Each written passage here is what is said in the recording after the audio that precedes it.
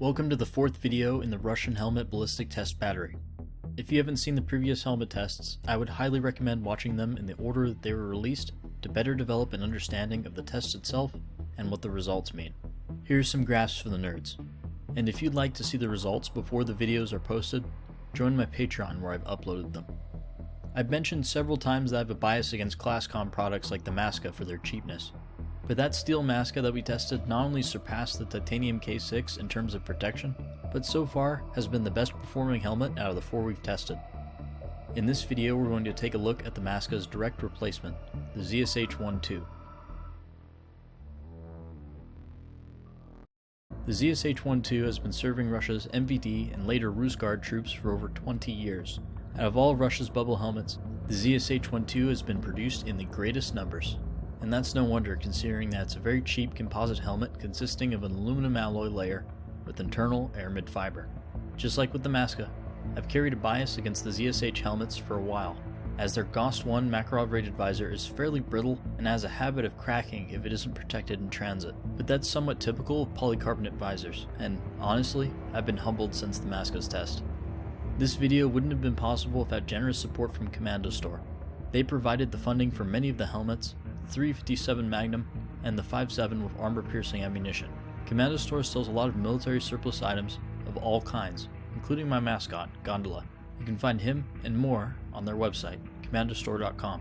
This helmet in particular, however, as well as the visors, were donated from fans like you that wanted to help.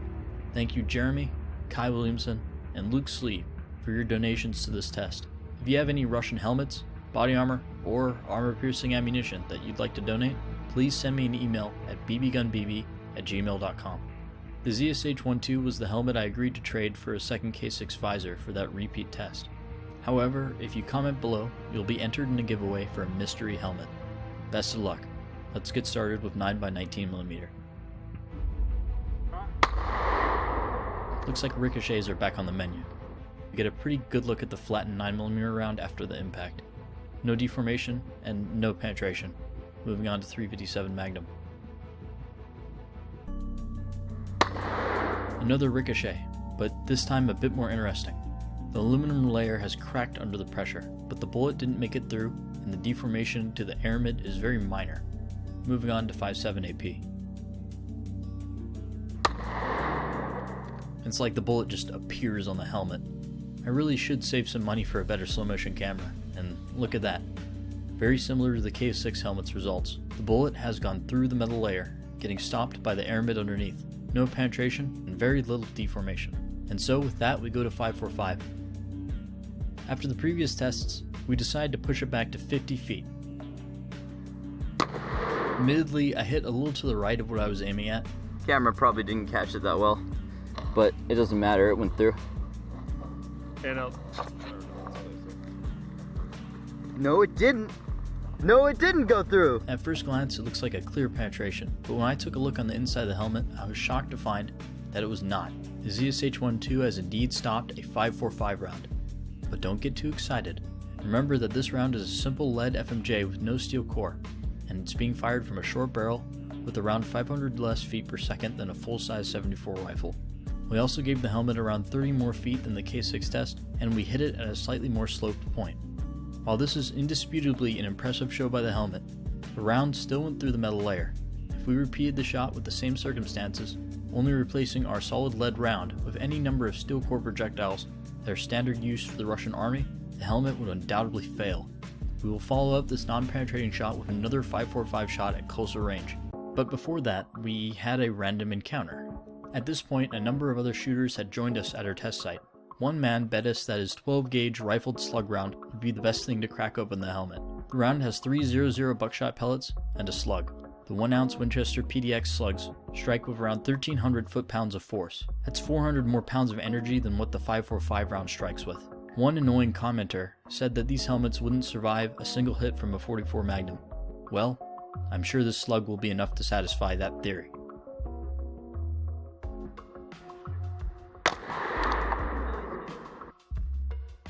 Now that's a lot of damage. One of the 3 buckshot rounds included with the slug ricocheted into the camera.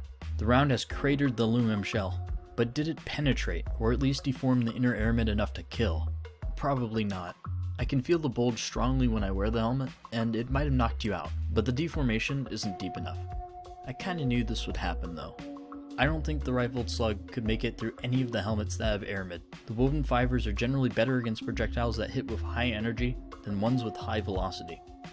Let's follow up with another 5.45 shot from the standard range of 12 feet. Right through. Very similar looking damage here as with the K6 test. Through the metal layer and a small hole through the air mid.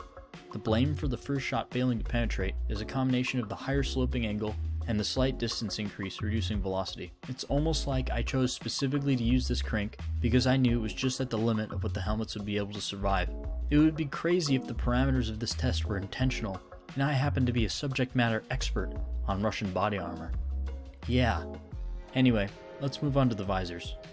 The ZSH-1-2's visor is rated GOST 1, that is 9x18 Makarov rounds. So upping the ante a little, I struck the first one with 9x19. Doing some forensics work back home, and some examination of the footage, reveals that the visor is actually overperforming. The second layer of glass deflected the round, and can be seen bouncing off for a frame or two. So the visor can save you from a single round of 9x19. Pretty neat.